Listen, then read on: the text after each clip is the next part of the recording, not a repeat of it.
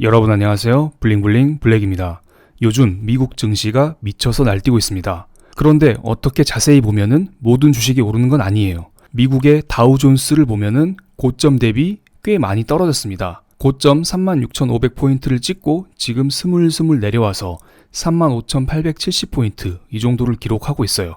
그런데 나스닥 지수를 볼까요? 나스닥을 딱 봤더니 그냥 신고가를 지속적으로 경신하고 있습니다. 날마다 오르고 있다 이렇게 보시면 돼요. 11월 10일 날 소비자 물가 지수가 급등하면서 이때 한 차례 큰 타격을 한번 딱 입고 그 이후로 쭉 오르고 있습니다. 지금 미국 증시에서 전기차, 메타버스 게임, 반도체 이런 종목 위주로 지속적으로 오르고 있습니다. 대표적인 예를 들면 지금 옆에 떠있는 루시드가 있습니다. 루시드가 오르기 전에 리비안이 있었습니다. 리비안이 먼저 상장을 하고 나서 그 다음에 갑자기 루시드가 다다닥 오르기 시작했습니다. 그리고 기본적으로 같은 전기차 회사인 테슬라 역시 지속적으로 오르고 있어요. 최근에 머스크가 지분을 팔았다고 해서 $1,000 아래로 살짝 주춤주춤 거렸지만 이때 $1,000 부근에서 쌍바닥을 찍고 다시 상승하는 모습을 보이고 있습니다. 전기차 관련주의 급등이 지속되고 있다 이렇게 볼 수가 있어요. 그런데 모든 전기차 회사들이 오르는 건 아니에요. 기존의 내연기관을 만들었었지만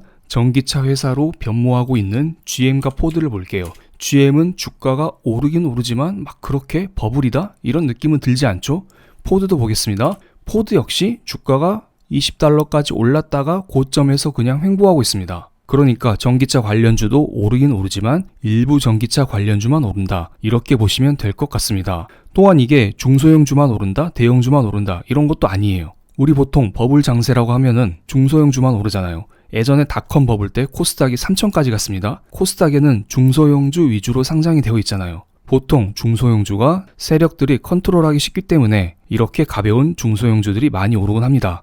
그런데 지금 미국 증시에서는 꼭 중소형주만이 오른다 이런 건 아니에요. 방금 보여드린 테슬라는 글로벌 전기차 회사 시총 1등입니다. 그리고 엔비디아 역시 마찬가지죠. 엔비디아 역시 최근에 메타버스를 등에 업고 이런 식으로 급등하고 있어요. 예전에만 봐도 이거 급등했었는데 최근에 한 번 더 급등했어요. 좀 더 차트를 길게 해서 볼게요. 이렇게 보시면은 깜짝 놀랄 거라 봅니다. 팬데믹 때 엔비디아 주가가 $50 여기까지 떨어졌습니다. 그래서 엔비디아가 팬데믹 이후로 몇 배나 올랐나요? $50에서 한 $200 여기까지 엄청 올랐었죠. 그런데 잘 보세요. 여기까지 이런 식으로 오르다가 갑자기 최근 들어 한 번 더 이렇게 뛰었습니다. 와, 이거 엄청나네요. 그러니까 $200만 갔을 때에도 이거 버블이다 사람들이 이런 얘기 했었는데 여기에서 더 올라간 것입니다. 참고로 엔비디아는 액분을 했기 때문에 제가 말씀드린 가격은 액분을 반영한 가격입니다. 그리고 지금 이 시각에도 엔비디아는 신고가를 경신하고 있습니다. 여기에 AMD도 메타버스 전쟁에 참전해서 주가가 지속적으로 오르고 있어요. 역시 리사수 누님이 열일하고 있네요. 그리고 여러분, D램을 만드는 마이크론 테크놀로지 아시나요? 마이크론 테크놀로지는 삼성전자와 같은 업을 영위하고 있습니다. 그리고 마이크론 테크놀로지는 삼성전자와 마찬가지로 엉덩이가 무겁기로 엄청 유명한 놈이에요. 도대체 주가가 움직이지 않아요. 그런데 마이크론 테크놀로지 주가 한번 보겠습니다. 오! 깜짝 놀래요. 이거 8%. 이거 실화예요, 실화? 마이크론 테크놀로지가 8%나 오르고 있어요. 잘 보세요. 마이크론 테크놀로지가 이 전에까지만 딱 볼게요. 거의 안 올랐어요. 쭉 주가가 내려가고 있죠. 이거 잘 보세요. 마이크론 테크놀로지는 정말 안 오르는 종목이에요. 이때 한번 보세요. 양봉 나왔을 때 이때 2.8% 한번 올랐고 이때도 한번 볼까요? 이때도 1.5% 이런 식으로 마이크론 테크놀로지는 거의 안 오르는 회사예요. 그런데 갑자기 얘가 이렇게 최근에 살살살살 오르더니 갑자기 빵! 이렇게 8%대 상승이 나왔습니다. 물론 지금은 5시 25분이기 때문에 장이 마감되지 않았어요. 종가 기준으로는 어떻게 바뀔지 모른다는 점, 이 점은 각자 체크 부탁을 드리겠습니다. 이런 식으로 지금 전기차 회사, 메타버스, 반도체 회사, 여러 회사들이 지속적으로 강세를 보이고 있어요. 그리고 비단 이런 테마뿐만 아니에요. 플러그라는 회사 기억하시나요? 예전에 SK가 지분 투자를 해서 화제가 됐었던 회사죠.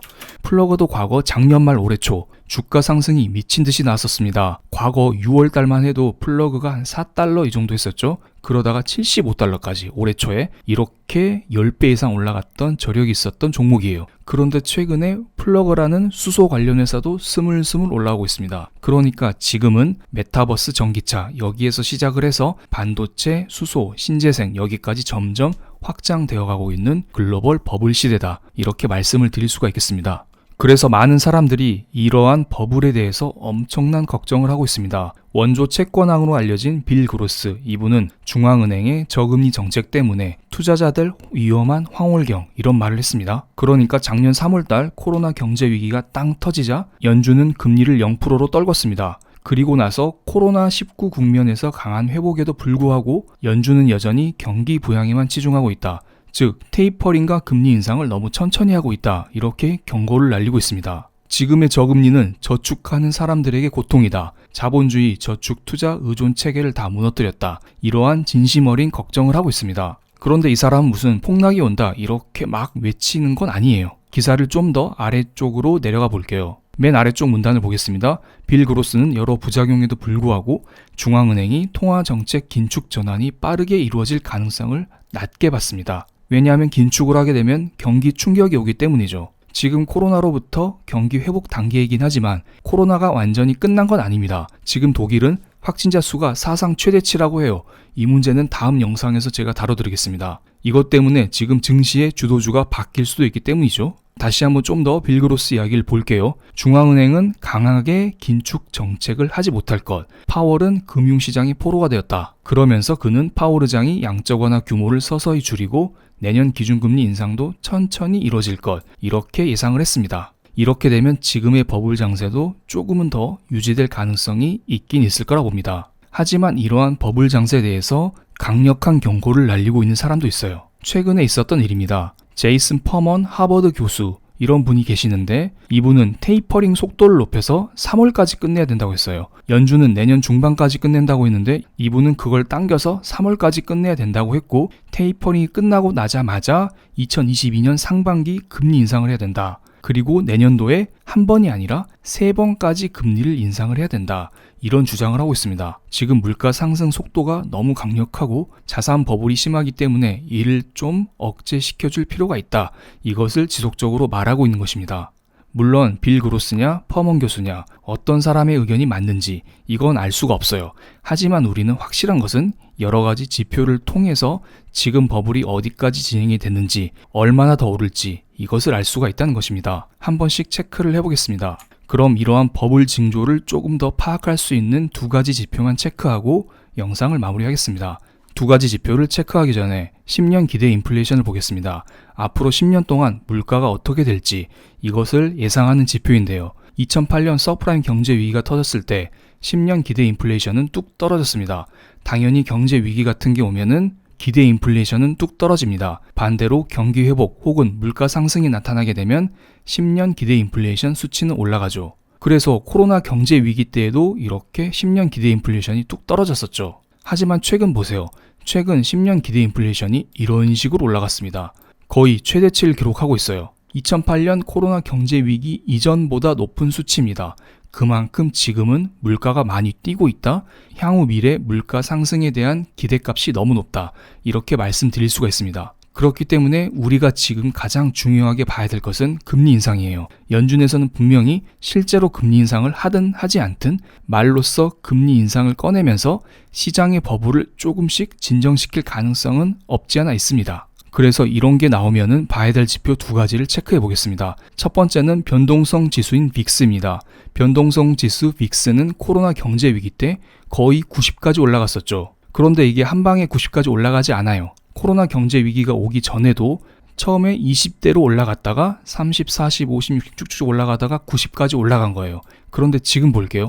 지금 변동성 지수는 18, 이 정도에서 움직이고 있어요. 제 기준으로는 변동성 지수가 20 아래면 조금 안전한 단계예요. 최근에 한번 20까지 올라갔었던 적이 있죠. 이때가 언제냐면 11월 10일 날 미국에서 소비자 물가 지수가 갑자기 쇼킹하게 나오면서 사람들이 이제 연준에서 금리 인상하는 거 아니야? 이런 걱정으로 빅스가 20까지 올라갔던 적이 있어요. 그런데 이내 곧 진정이 되고 다시 한번 20 아래에서 빅스가 움직이는 모습을 보이고 있습니다. 빅스가 20이 조금 넘어가면은 살짝 경계를 해야 되지 않나, 이런 생각이 들긴 해요. 그때가 되면 우량주로 자산을 좀 더 옮겨 타는 전략이 필요할 수도 있겠습니다. 그리고 또 한 가지 더 체크해야 될 지표는 미국의 10년 만기 국채금리입니다. 10년 만기 국채금리는 미국의 경제 상황을 나타내고 있어요. 물가와도 연동이 되어 있죠. 이 지표가 올라간다는 것은 미국의 물가가 높다, 미국의 경제 상황이 좋다 이렇게 말씀을 드릴 수가 있어요. 최근에 10년 만기 국채금리가 한번 장대 양봉이 나온 적이 있어요.